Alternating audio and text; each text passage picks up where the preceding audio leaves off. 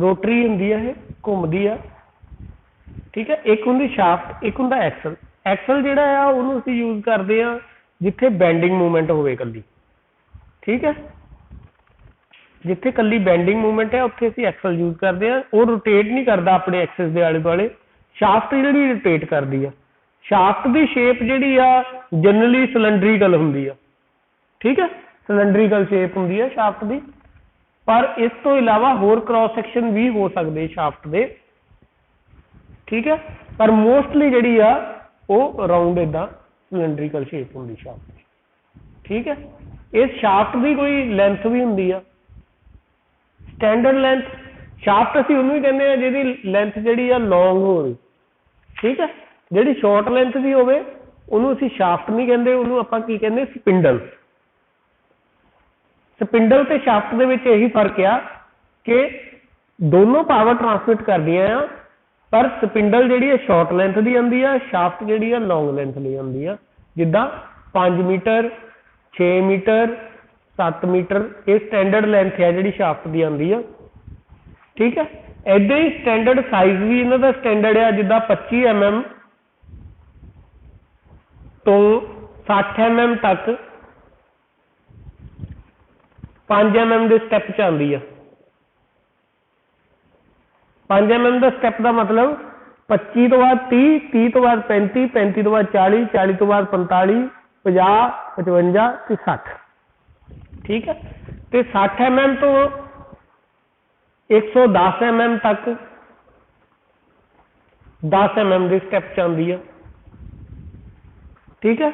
यानी कि 70, 80, 90, 100, 110। 110 mm तो बाद 140 mm तक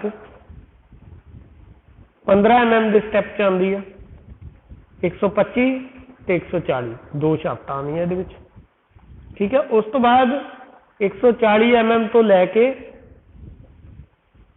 500 mm तक 20 mm के स्टैप के आती है। ये डायामीटर है, डाया ऑफ शाफ्ट, स्टैंडर्ड जी मार्केट के शाफ्ट आदि है, ठीक है। लेंथ इन्हों की 5 मीटर, 6 मीटर, 7 मीटर इदा आती है स्टैंडर्ड लेंथ, ठीक है। शाफ्ट जड़ियाँ बेसिकली 3 तरह दी आ। प्राइम मूवर शाफ्ट,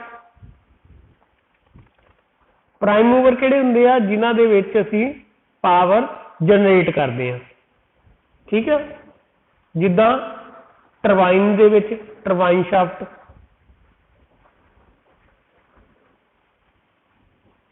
मोटर दे विच इलैक्ट्रिक मोटर दे विच मोटर दी शाफ्ट,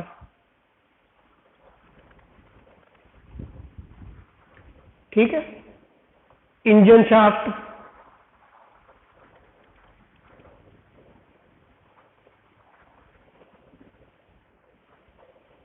सैकेंड आनी है machine shaft.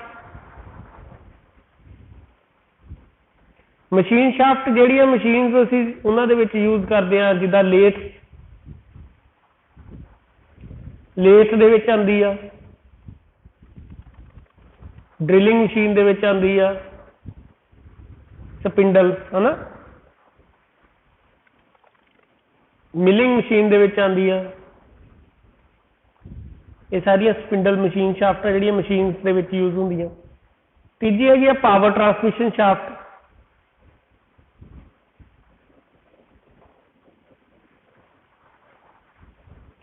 Power transmission shaft दे विच लाइन शाफ्ट,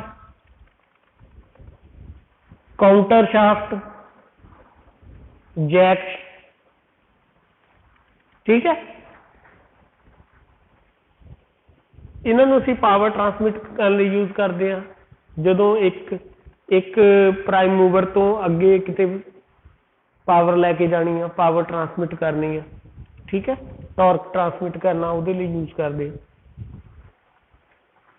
ठीक है। हुण डिजाइन जिहड़ा शाफ्ट का आ, डिजाइन दे विच बेसिकली असीं करना की है, इहदे विच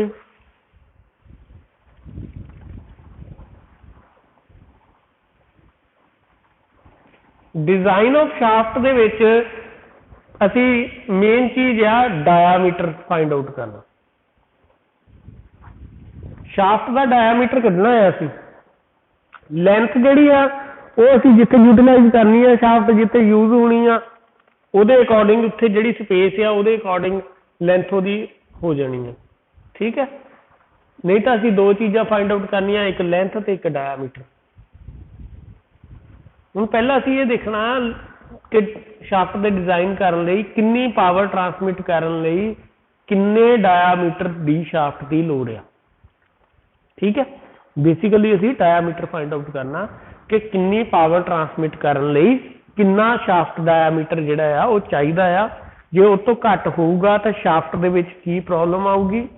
ठीक है, ਉਹਦੇ ਲਈ ਅਸੀਂ ਪਹਿਲਾਂ ਇਹਦਾ ਕੇਸ ਕਰਨਾ ਆ। ਇਹਦੇ ਵਿੱਚ ਅਲੱਗ-ਅਲੱਗ ਕੇਸ ਆ ਕਿ ਸ਼ਾਫਟ ਦੇ ਉੱਤੇ ਕਿਹੜੀ ਫੋਰਸ ਲੱਗੂਗੀ। ਜਦੋਂ ਸ਼ਾਫਟ ਦੇ ਉੱਤੇ ਟਵਿਸਟਿੰਗ ਮੂਵਮੈਂਟ ਲੱਗਦੀ ਜਾਂ ਟਾਰਕ ਲੱਗਦਾ ਕੱਲਾ, ਠੀਕ ਹੈ, ਫਿਰ ਕੀ ਹੋਊਗਾ। ਫਸਟ ਪੁਆਇੰਟ ਜਿਹੜਾ ਹੈ ਇਹਦਾ ਇਹ ਆ, ਸ਼ਾਫਟ ਸਬਜੈਕਟਡ ਟੂ ਟਵਿਸਟਿੰਗ ਮੂਵਮੈਂਟ ਔਰ torque only. shaft subjected to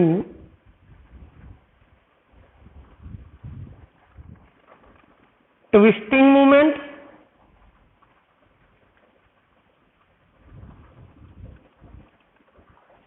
or torque only।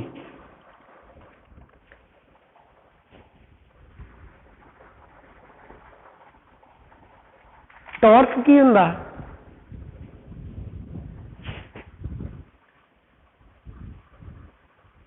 आ साडे को सपोज कर लो शाफ्ट है,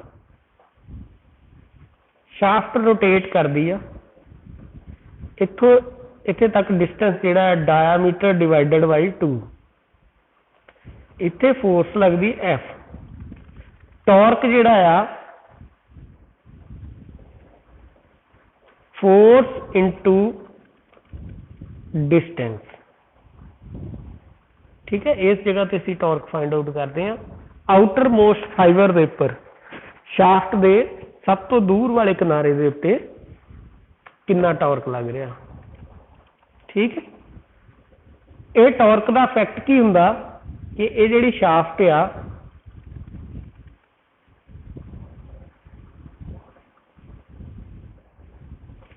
जदों इनू असीं ट्विस्ट करते हैं तो इहदे विच एंगुलर मूवमेंट हो जाती है थीटा।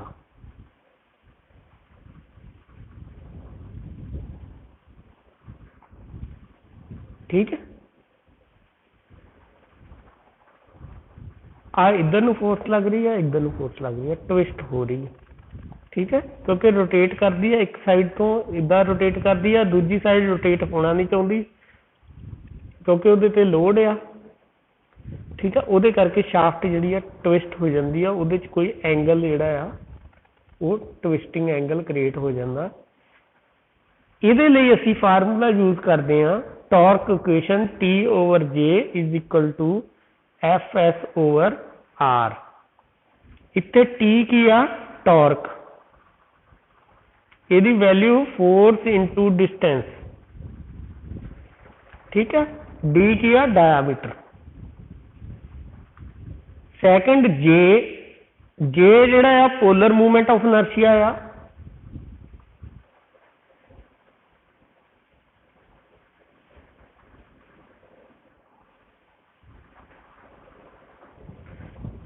जे क्रॉस सैक्शन जिहड़ा साडा राउंड आ, डायामीटर उहदा डी आ, तो पोलर मूवमेंट ऑफ इनर्शिया की वैल्यू होगी π/32 d⁻⁴। ठीक है, ये पोलर मूवमेंट की इनर्शिया की वैल्यू आ जिहड़ी असीं SOM दे विच कीते सीगे मूवमेंट ऑफ इनर्शिया का चैप्टर।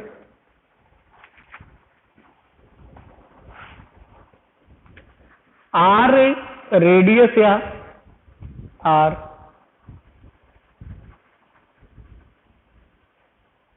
यदि value diameter divided by 2। Fs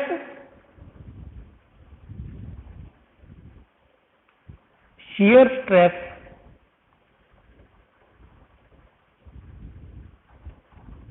for shaft material, ਜਿਹੜਾ शाफ्ट का मटीरियल आ ਉਹਦਾ स्टैंडर्ड shear stress ਜਿਹੜਾ ਹੋਊਗਾ।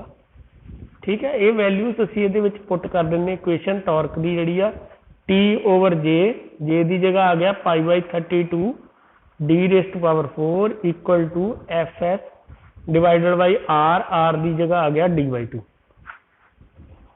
ठीक है, आ d raised to power 4 है, आ d/2 आ, एक कटिया जाऊगा 32 ना 2 कटिया जाऊगा 16 आ जाना, d ना कटिया जाऊगा 3 रह जानी पावर।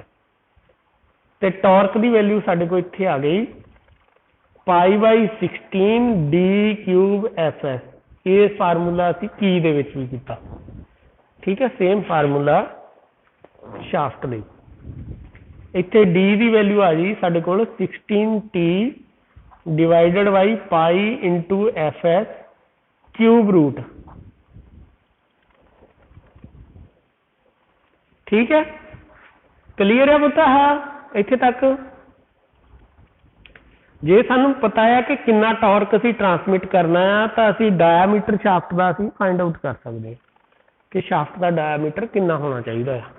ये मिनिमम डायामीटर है जिहड़ी वैल्यू इत्थों आऊगी। ठीक है, हाँ जी हरविंदर, कोई डाउट किसी नूं बई? ये तुसी सॉम दे विच भी कीता formula. Next is hollow shaft. ये सीगा सॉलिड शाफ्ट वास्ते। हॉलो शाफ्ट वास्ते की होगा कि हॉलो शाफ्ट दे विच दो डायामीटर होने हैं, इनर डायामीटर ते आउटर डायामीटर। ठीक है, गब्बे खाली है।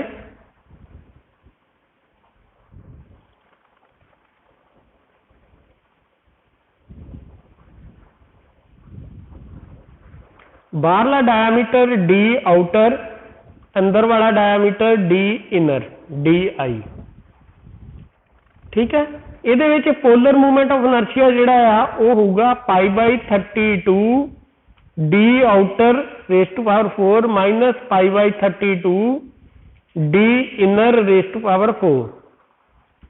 आउटर तो इनर घटा दिता, π/32 कॉमन है दोनों दे विच, ये आ गया d outer raise to power 4 minus d inner raise to power 4।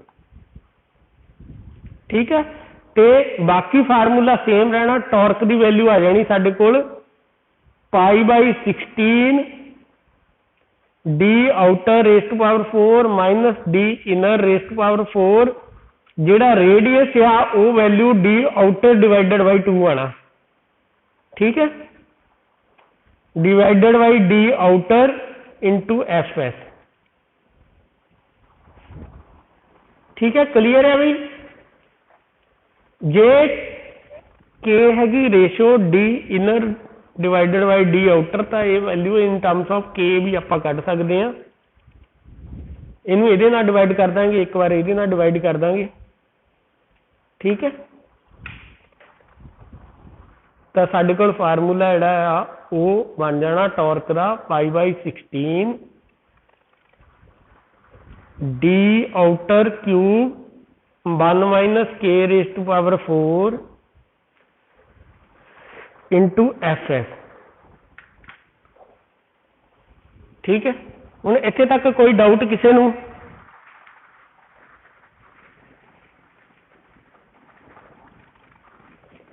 Clear है? तुसीं ये सारा कीता होया है पहला, जे याद होवे तां। हुण सिर्फ ते सिर्फ असी ट्विस्टिंग मूवमेंट लई ये फार्मूला यूज करना है, जे कल्ली ट्विस्टिंग मूवमेंट लगती है। ठीक है, पावर की value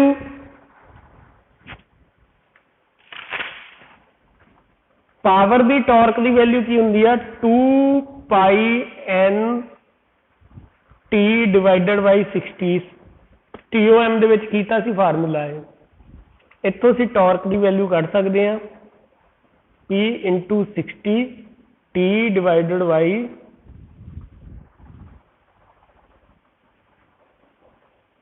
P into 60 divided by 2πn। ठीक है, टॉर्क के जिहड़े यूनिट आ वो हुंदे न्यूटन मीटर, जे असीं मीटर दे विच लिया आ, ठीक है। पावर दी यूनिट किलोवाट या वाट, 1000 नाल डिवाइड करांगे तो किलोवाट बनना। वाट दे विच पावर आ, टॉर्क की वैल्यू न्यूटन मीटर आ। 2 pi N T divided by 60, इतों किया 60 इधर मल्टीप्लाई करता, 2 पाई एन थले लै गए, P into 60 divided by 2 pi N. हुण एन की है ये रेवोल्यूशन पर मिनट जिहड़े शाफ्ट दे होणगे, पी की है ये पावर ट्रांसमिटेड,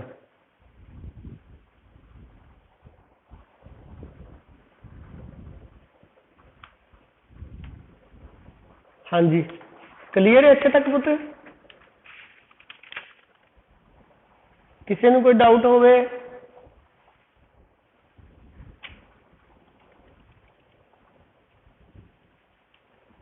बेल्ट ड्राइव दे विच भी असी पावर कढ़दे सीगे, टॉर्क ट्रांसमिटेड कढ़दे सीगे, जे किसी को याद होवे। Tension on tight side minus tension on slack side, ठीक है, into radius of pulley, torque की वैल्यू।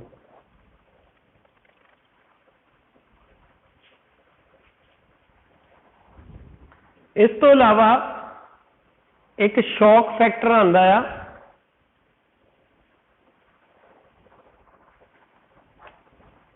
कि लोड जिहड़ा आ साडा किदां दा आ। जे तां स्टैडी लोड आ नॉर्मल, या ग्रैजुअल लोड आ, हौली हौली लोड जिहड़ा आ अपलाई कीता, ग्रैजुअली अपलाइड लोड आ,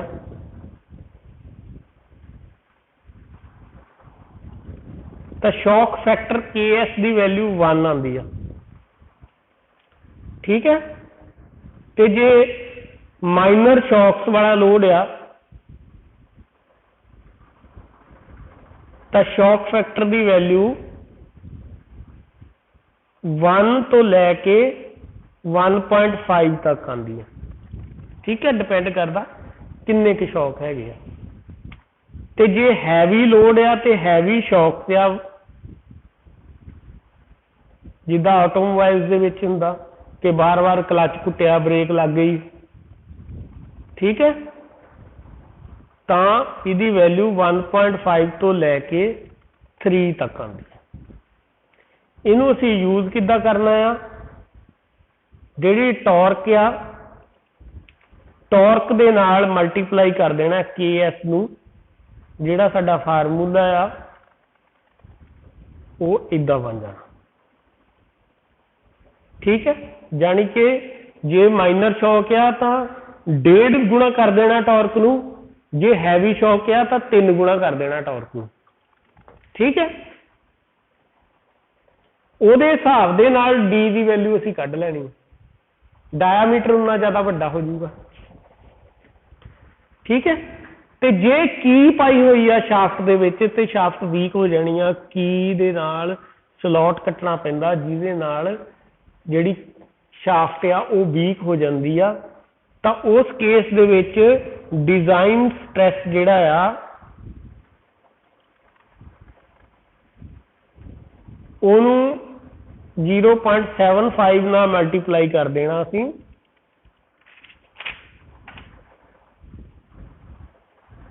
डिजाइन स्ट्रैस विदाउट कीवे,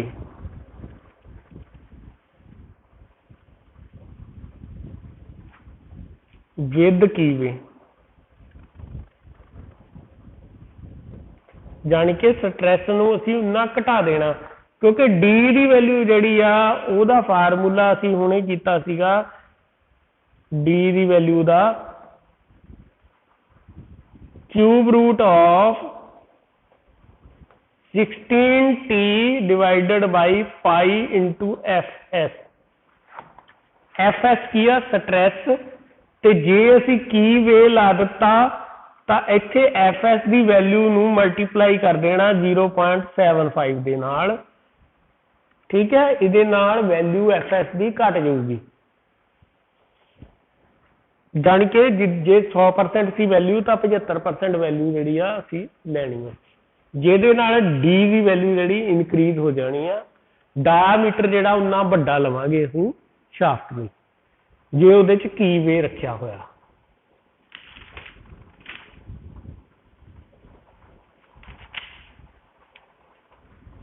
ठीक है पुत, दसो क्लीयर है आ चीज़ां?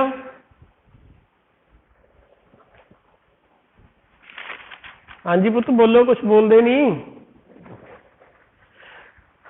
असी डिजाइन शाफ्ट का कर रहे हैं। शाफ्ट के डिजाइन दे विच बेसिक चीज़ जिहड़ी आ वो फाइंड आउट करनी है डायामीटर शाफ्ट का।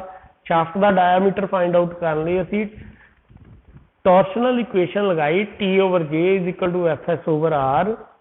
T टॉर्क आ, J polar movement of inertia, जे जिहड़ा क्रॉस सैक्शनल एरिया साडा वो राउंड शेप दा आ, तो पोलर मूवमेंट ऑफ इनर्शिया दी वैल्यू π/32 d⁴ है। ठीक है, R रेडियस आ, d/2 आ। ठीक है, FS शीयर स्ट्रेस आ। क्लीयर है, साडे को फार्मूला आ गया T is equal to π/16 d⁴FS। इत्थों असीं डायामीटर की वैल्यू कढनी है।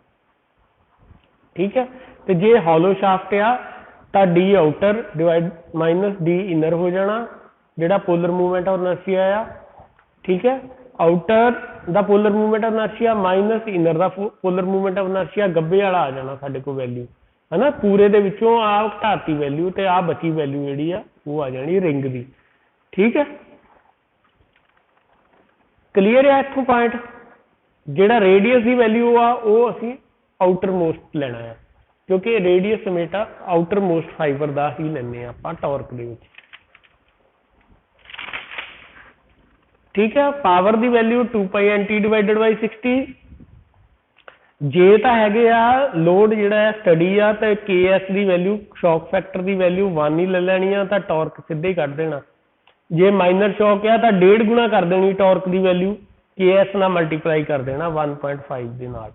ठीक है, जे हैवी शॉक आ 1.5 तो लैके 3.0 नाल मल्टीप्लाई कर देना। जे शाफ्ट दे विच की वे कटिया होया आ तो उहने वीक हो जाना है शाफ्ट ने। वो वीकनिंग इफेक्ट दूर करने लई असीं की करदे आ 0.75 नाल मल्टीप्लाई कर दिंदे आ स्ट्रेस नूं। ठीक है, तो जिहड़ा डिजाइन स्ट्रेस जिहड़ा आ वो उहदी वैल्यू 75% रिड्यूस हो जाती है। इत्थे तक क्लीयर है सारा?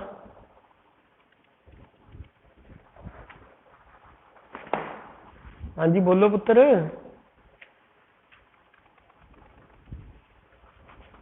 समझ लगी या नहीं लगी पुत्र?